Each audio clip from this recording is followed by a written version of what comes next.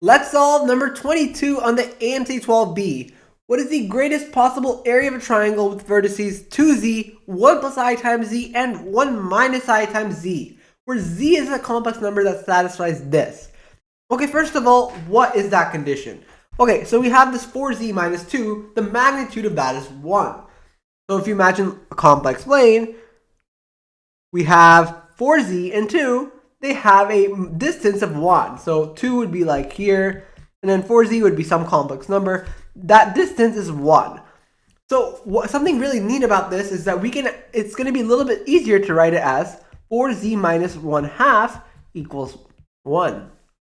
Why? Because notice that, like, imagine we have this complex number z minus half. What is the magnitude of that complex number? Well, it's going to be, if you multiply this magnitude of this complex number by 4, it's the same as the magnitude of the complex number 4z minus 2, right? We can factor out a 4, and the magnitude, this quantity is just 4 times the magnitude of this inner part squared, right? It's just a scalar multiple of z minus half, 4z minus 2. So we can divide by 4 to both sides, and we get that z minus the magnitude of z minus 2, or z minus half, is 1/4. Now you might be like, okay, z 1/2. Okay, let's say this point is 1/2, or let's just actually call it over here 1/2. Okay, the distance between a complex number z and half is a circle with radius 1/4. Why? The distance between z and a half is 1/4. So that means we have a circle over here with a radius of 1/4. And this represents all possible points where z could be. So z could be here, z could be here, z could be here, here. Okay, and we're trying to find the greatest possible value of the area of a triangle with these 3 points. So you pick any one of these points for z, and then which one would give the greatest possible area of the triangle. Okay, so we figured out what this means. We've interpreted it in some way.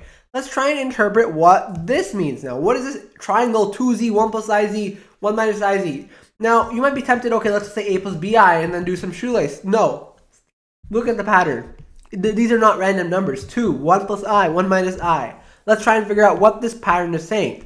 So one way you can do it is you can interpret it in polar coordinates. But I think a much easier way is just to see visually what this means. Okay, so imagine we have a complex number, let's say z, right? Okay, so what is 2z?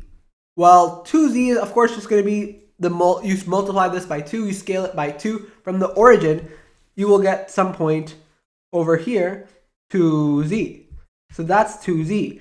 What is 1 plus I times z? Well, that's just z plus zi. Okay, what is zi? Well, notice something, like if you remember, multiplying it by I is the same as rotating it counterclockwise by 90 degrees. Why? We have cis of 90 degrees is just cosine 90, which is 0, plus I sine 90, and this simplifies to I. So I is just a rotation of 90 degrees counterclockwise. So zi would look something like that. That's 90 degrees, you can imagine. That's zi, right? Okay, so what is z plus zi? So imagine you do vector addition, right? You like, this is one vector, this is one vector.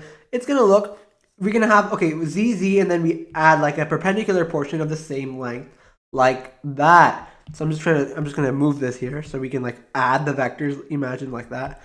And now this is not zi, but z plus zi, right? So now we have this point z plus zi over here. And then this is z minus zi. It's something very similar, right? We want to just do the same thing in the other direction. So here we added zi. Here we're going to subtract zi. And we're going to get some point over there, right? And we have known that this is perpendicular, right? This is not, I'm not sure if this is not perfectly to scale, but we know these are both perpendicular, right? Because zi is like rotated 90 degree version of z. No, now we have this triangle, and I don't know if it's perfectly drawn, but these are both 90 degrees.